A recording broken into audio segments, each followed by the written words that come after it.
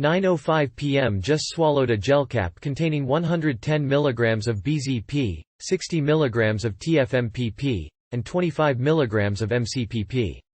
I significantly dropped the dosages of BZP and TFMPP from what I used the last time, since I am adding in a new compound, mCPP.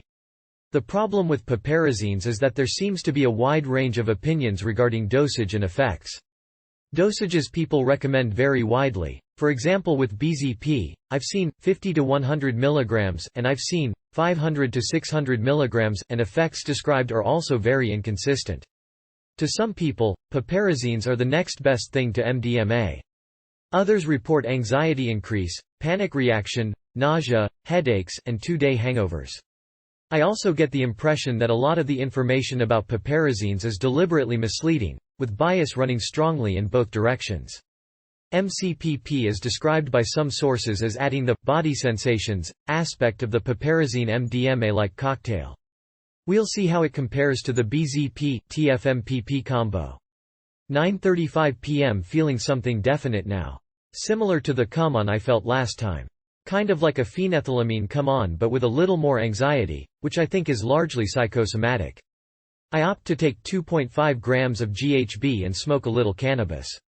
I'm starting to feel a little bit of that warmth in my chest that I felt last time. I do think there is something a little different, but I can't quite tell yet. Too early in the game. 9:50 p.m. Definitely picking up. I'm starting to get some beginnings of visuals and some body sensations. So far, it feels pretty similar to what I did last week. The body sensations are somehow different, but I'm not quite sure how, yet. Some mild stomach discomfort, like I felt transiently last time. I think if I focused on it, it could become nausea. But it's very easy to ignore. It is similar to MDMA-induced stomach queasiness that some people get, and which I can occasionally get from higher doses. I've never thrown up from MDMA however, so this will probably be similar in that regards. So far, this seems pretty nice.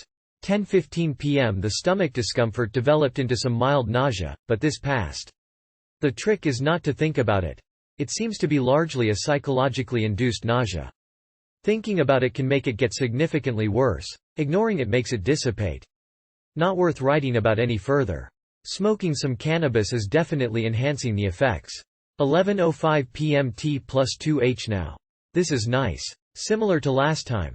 A little milder, I think, due to lower BZP and TFMPP dosages. The mCPP does seem to have introduced a new dimension to the experience. A warm flushing sensation. This seems a little less psychedelic than my last experiment. Dosage? Seems to be a little more body load. 11:35 p.m. T+2.5H. I should be at peak plasma levels now. The effects don't really seem to be increasing anymore. That takeoff was a little rough.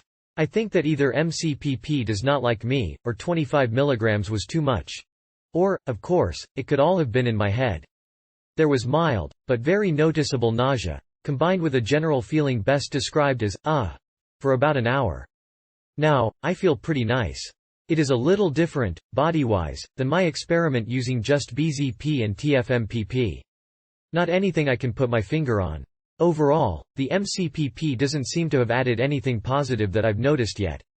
A rough takeoff seems to have been its primary contribution. I'm fairly certain that I overdid it. With the wisdom of hindsight, I realize that I was stupid to not sample these things separately before trying combinations. With BZP and TFMPP, I was lucky and had a great time. This time, I wasn't quite so lucky. Although now that the takeoff is behind me, I'm feeling pretty good. Afterward, things took a turn for the worse after the last entry. I began to feel almost good for a while. Then a wave of horrible nausea came over me, and I went to lay down. The next few hours were spent this way, alternating between brief periods of, okay, maybe I'm going to start feeling okay, and long plunges into extremely toxic feelings. Intense nausea, which never resulted in vomiting. The sensation that my blood pressure was very high. Headache. Toxic psychosis consisting of panic feelings and extreme paranoia. The feeling that I'd really poisoned myself this time and was about to die. Very uncomfortable urinary retention. I would feel like I had to pee really bad, would stumble to the toilet, and stand there unsuccessfully, feeling worse from the effort of having walked. Headache. A feeling that my lungs were producing too much phlegm, although my breathing seemed okay. It was a very horrible feeling, and the fact that time seemed to slow to a crawl didn't help a whole lot. This was in fact probably one of the most hellish nights of my life. Starting around 3, I began to feel first the toxic psychosis and soon after some of the nausea lifting. I was able to get back to my computer and get on the chat room I had been on, to let everyone know I was still alive, a fact I was very thankful for at that point, and to describe what had happened. I stayed online for a little over an hour, at which point I decided to lay down again, maybe even try to sleep. While laying down, I began to feel very cold. I still felt quite nauseous. I drifted off to sleep around 6 a.m., only to awaken again around 7:30 a.m. I stayed in bed, and fell back asleep soon after. I woke up around 3:30 p.m. with a terrible hangover. Mild but persistent headache combined with a flu-like body feeling. This lasted through most of the day, and I didn't get out of bed until 8 p.m., only to lay on the couch for 3 hours watching TV. After this, most of the worst hangover symptoms had passed, leaving me with a mild headache and a stiffness in my neck, which is still there now at 1 a.m.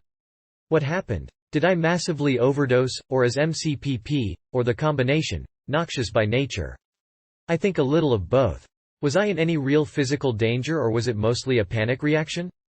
I'm not sure. Somehow I think that a higher dose could have been risky. I can say that I will most likely leave mCPP out of the equation indefinitely. In fact, despite my very positive first experience, I think it will be a while before I explore any piperazines, or anything else outside the tryptamine and phenethylamine families for that matter.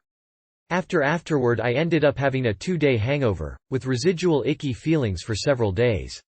Needless to say, I found myself entirely disillusioned with the piperazine family.